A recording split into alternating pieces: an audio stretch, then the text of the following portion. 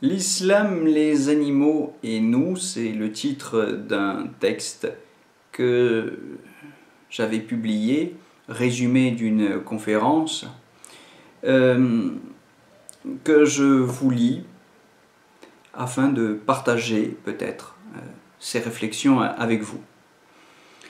La question du statut des animaux me passionne à deux titres. D'une part, comme amoureux de la nature, philosophe, disons d'obédience stoïcienne, qui choisit de vivre homologumenos te fusei, comme disent les stoïciens, c'est-à-dire en conformité avec la nature, en harmonie avec la nature. J'aurais pu dire la même chose en termes taoïstes, étant professeur de chinois aussi et amoureux de la sagesse chinoise. Mais enfin, je crois que c'est une préoccupation méditerranéenne aussi. Et d'autre part, comme citoyen d'une société mondialisée où nous avons chaque jour à apprendre à vivre ensemble, avec nos différences. Et permettez que j'évite le mot laïcité, sous-entendu à la française, une laïcité qui ne me réjouit guère. Comme philosophe, disons une forme de laïcité qui ne me réjouit guère, pour des raisons qui vous apparaîtront à l'audition de la suite de cette conférence. J'oppose la tolérance à la laïcité à la française. Comme philosophe, je cherche donc dans les traditions spirituelles du monde tout ce qui me permet de mieux comprendre le sens que je peux donner, que les hommes ont donné à leur rapport à la nature, ce qui se traduit concrètement par un certain usage du corps, et notamment, en l'occurrence pour cette conférence, par un certain rapport à la nourriture, celle qui est naturellement bonne pour notre corps.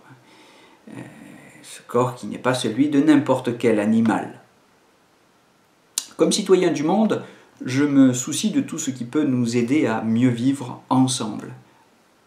Tout ce qui peut nous aider à nous relier positivement et m'inquiète de tout ce qui peut diviser. Je me préoccupe donc de la religion, qui est à la fois un phénomène social, identitaire et communautaire, clivant, que son étymologie possible, du latin religare, qui signifie lier justement ou relier, renvoie au contraire à l'ensemble des valeurs qui relient les humains non seulement à un être transcendant, mais aussi, plus simplement, au groupe qu'ils forment ensemble. Et le fondateur de la sociologie, Durkheim, dans les formes élémentaires de la vie religieuse en 1912, se servait de ce terme pour signifier l'essence même de toute société. L'islam et l'amour des animaux. Je m'appuie sur les textes du Coran, les hadiths, et le travail de l'historien lyonnais Éric Baraté. À la différence du christianisme institutionnel qui s'est constitué au IVe siècle de notre ère, saint Augustin intégrant l'héritage platonicien, peu enclin à fraterniser avec les animaux, et Thomas d'Aquin exagérant quelques siècles plus tard encore davantage le divorce en s'appuyant sur la redécouverte d'Aristote, c'était au XIIIe siècle, l'islam est, des trois religions monothéistes, la plus fraternelle avec la nature et avec les animaux. Elle a fortement affirmé dans le Coran la coparticipation des hommes et des animaux dans la louange. Je renvoie à la sourate 22, verset 18, et à la nécessité d'un partage de la terre entre eux et nous. Sourate 55, verset 10. Le Coran lui-même, comme vous le savez peut-être, est adressé aux animaux par le prophète.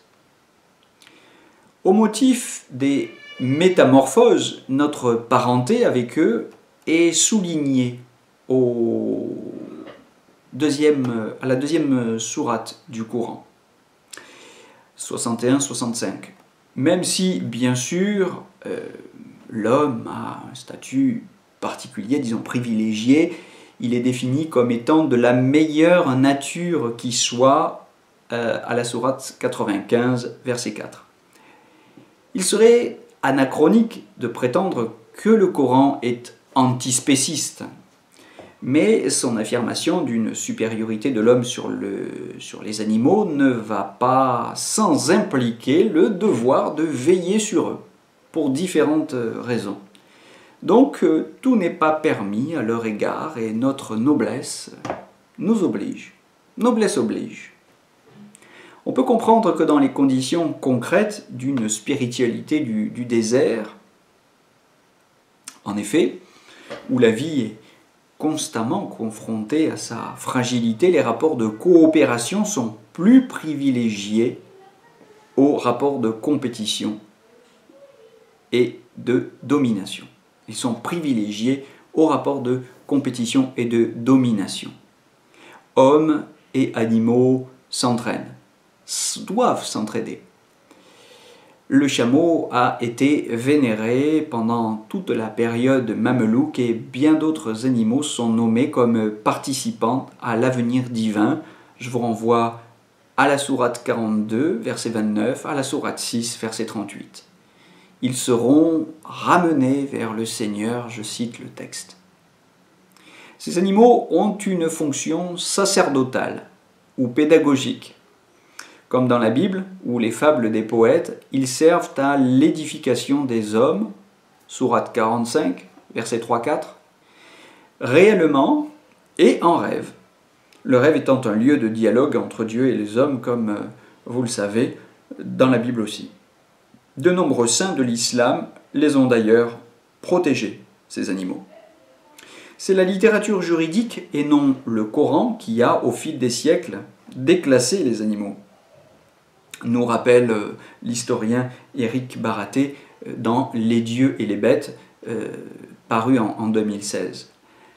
L'indifférence et la haine des animaux s'est accentuée dans la période contemporaine avec la volonté de moderniser l'islam pour l'adapter à la sédentarisation, à l'exode rural.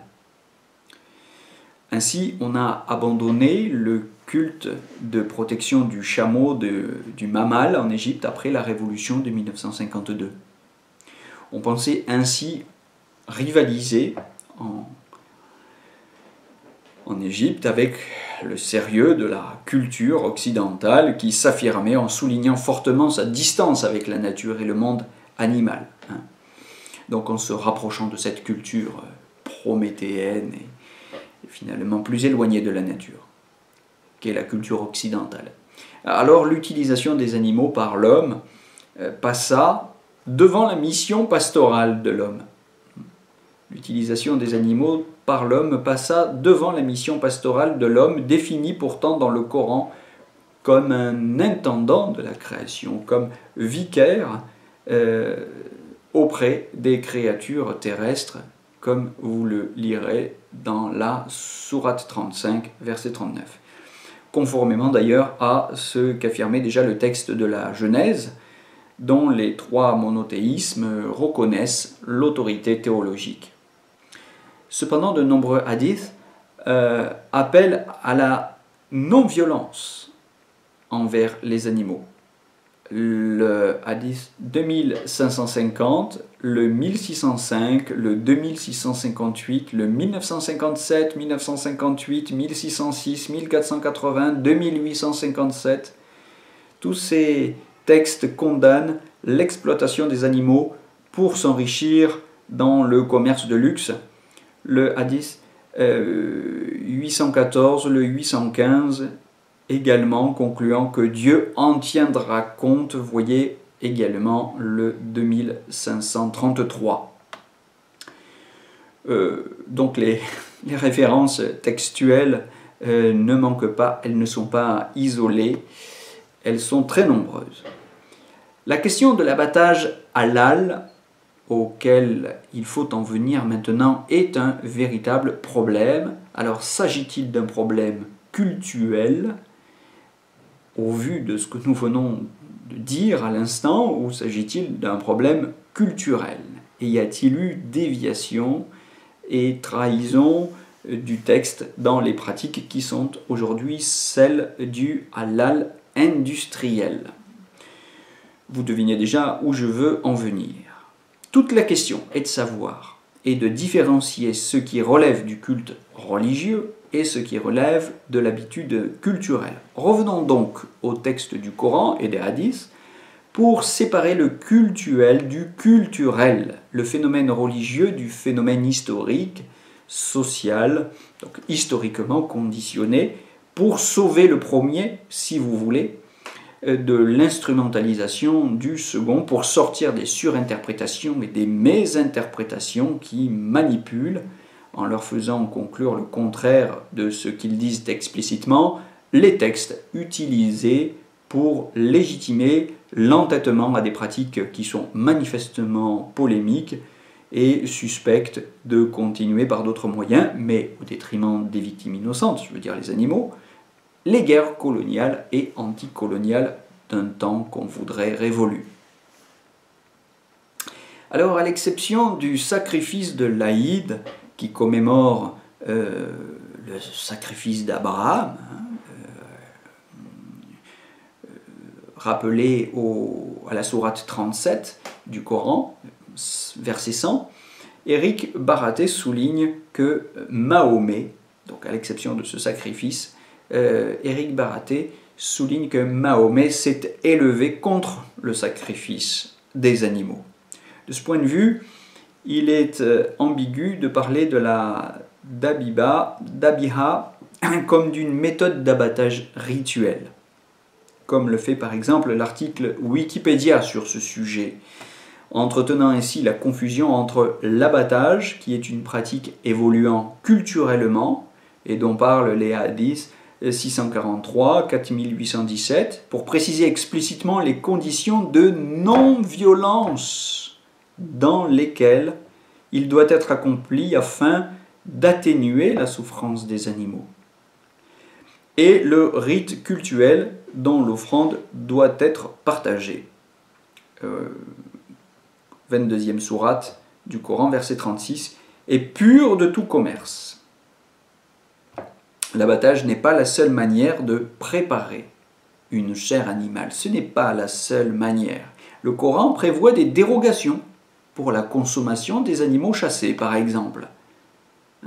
On peut dès lors se demander pourquoi se cramponner à une seule règle de consommation halal, alors que le Coran les diversifiait déjà et tolérait toute consommation sans condition dans les cas d'impérieuse nécessité, y compris pour les viandes venant des juifs et des chrétiens. Voyez la sourate 5, verset 6, et prévoyant que si le nom d'Allah n'a pas été rituellement prononcé lors de l'abattage, il est possible de le prononcer en se mettant à table, comme le propose l'imam Bukhari en se fondant sur la 6e sourate au verset 121.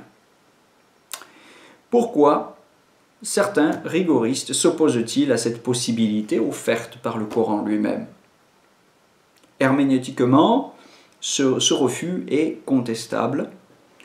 Ce n'est pas leur fondamentalisme qui est en question, mais bien le refus chez eux de lire tout le texte. On a manifestement une lecture très sélective du texte chez ces prétendus fondamentalistes. Le texte est beaucoup plus souple que ces fondamentalistes ne voudraient nous le faire croire. On peut aussi se demander pourquoi se permettre de consommer la chair d'animaux générés, élevés et mis à mort dans les conditions de violence de l'élevage et de l'abattage industriel qui nous sont connus aujourd'hui, et bien connus même grâce aux vidéos de l'association L214 que j'invite chacun à aller voir sur YouTube, alors que le Coran interdit explicitement la consommation d'animaux tués violemment.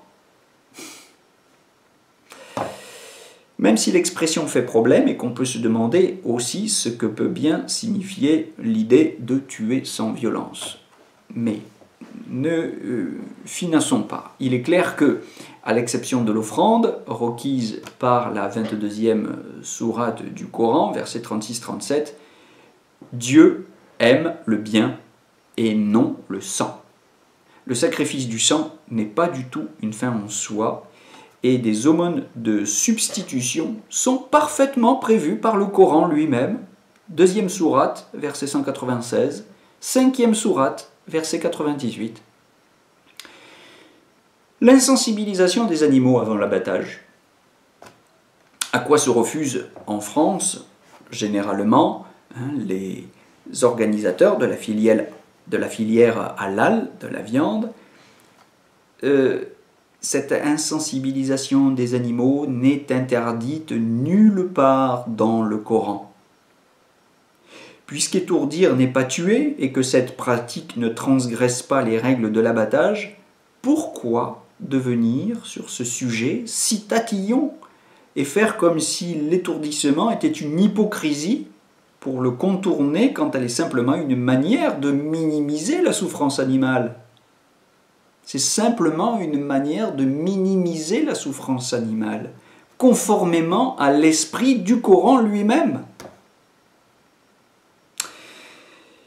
Alors que tant de musulmans utilisent par ailleurs tant d'objets modernes, je pense au téléphone, aux voitures, dont l'usage est tout au moins aussi problématique si l'on veut suivre le texte du Coran absolument à la lettre et se défier, comme il y invite, de toute idolâtrie. Donc une pratique n'est pas en soi mauvaise parce qu'elle est moderne. Éric Baraté rappelle le sens de l'exigence d'une bête saine, puisque c'est cette exigence que formule le Coran. Formulée aujourd'hui pour justifier le refus de l'étourdissement. Mais là, il y a une manipulation et une perversion du sens du texte. Il s'agissait à l'origine, il s'agit dans le texte du Coran, de garantir la qualité de l'aumône faite aux pauvres. Il s'agissait, du temps du prophète, d'éviter que les bêtes offertes en aumône soient des bêtes malades, des bêtes de moindre qualité, qui serviraient aux généreux donateurs à se donner simplement bonne conscience tout en nettoyant ces fonds de package, c'est-à-dire au fond de tricher sur la notion de sacrifice, qui implique de donner le meilleur de son bien. Donc de deux choses l'une, ou bien les bêtes sont mal soignées par les élevages industriels et elles ne sont pas conformes à la consommation, ou bien elles sont en bonne santé et l'étourdissement n'étant pas une manière de les tuer, elles peuvent être mises à mort en atténuant au maximum leur souffrance, leur stress, comme le réclame, encore une fois, explicitement le Coran, interdisant même qu'une bête puisse en voir ou en sentir une autre mourir à ses côtés. Ce qui n'est jamais le cas dans l'organisation de l'abattage industriel, même dans la filière halal. Donc, est-ce halal, conformément à l'esprit du Coran? Jamais. Jamais dans ces conditions-là. Jamais dans les conditions d'un abattage industriel. Je vous laisse voir les vidéos des associations, de l'association L214, si vous voulez en avoir la confirmation. Vous pouvez, rien qu'aux images, deviner l'odeur. Et vous devinerez, enfin il n'y a pas à deviner, il suffit d'ouvrir ses oreilles pour comprendre que toutes les bêtes savent ce qui se passe à côté d'elles. Que donc les conditions d'un abattage sans violence, sans stress, ne sont pas du tout réunies dans l'organisation de la filière industrielle. Il nous faut rappeler que des imams comme Bachar Masri, l'auteur de Animals in Islam, qui est, je crois, l'imam de Londres, qui a été ou qui est l'imam de Londres, rappelait aussi que des groupes militants en Égypte et au Maroc, notamment dans les années 2000, ou même la Ligue islamique mondiale, depuis 1996, sont partisans d'une régence avisée et non violente de l'humain sur les animaux, dans des textes sans ambiguïté, et discrètement d'un certain végétarisme, je dis discrètement, sans aller jusqu'à parler d'un végétarisme certain, encourageant en tout cas à la modération quant à la consommation de viande. Cette vertu de tempérance à l'égard de la viande se trouve d'ailleurs affirmée dans le Coran lui-même, dans la 5e sourate et dans la 7e, pour la sourate 5 au verset 87, pour la sourate 7 au verset 31. Donc en conclusion, et au vu de tous ces arguments, il apparaît aux spécialistes que l'exception française dite de l'abattage rituel, exception à la loi de 1964 sur l'obligation d'étourdir les animaux mis à mort dans les abattoirs, est, selon la formule et la conclusion de l'historien Éric Baraté, que je relais ici, c'est un raidissement culturel. Ce n'est pas une pratique exigée par un respect religieux du texte. C'est l'expression d'un raidissement culturel, héritage de la décolonisation et des conflits culturels qui s'en sont suivis. Les animaux semblent bien faire les frais dans cette histoire d'un conflit entre des populations laïques, d'un côté, voire laïcardes, celles des institutions de la République, et des groupes culturels de l'autre qui instrumentalisent une lecture identitaire et contestataire du Coran. On peut renvoyer ces deux formes d'intolérance dos à dos.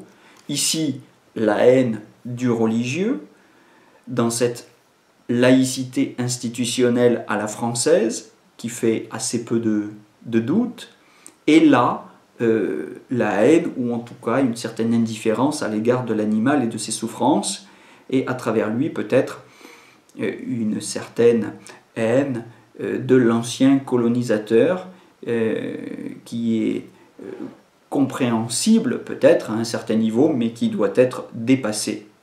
Pour en appeler à la nécessité d'une autre interprétation du Coran pour ces derniers et une autre interprétation du vivre ensemble pour les premiers.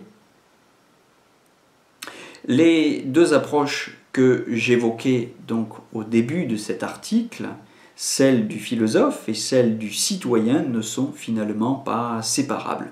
En revenant au texte et à ses subtilités, on peut adoucir les relations d'une catégorie croissante de la population française de religion musulmane qui a pris les animaux en otage dans une économie de la viande inutilement violente et au profit exagéré, puisque les associations végétariennes estiment à 50% du marché la contamination du marché ordinaire par le surplus de la filière halal, qui remet ainsi profondément en question le sens de la loi de 1964 qui visait à minimiser tout de même le poids de la souffrance animale dans le commerce de la viande française.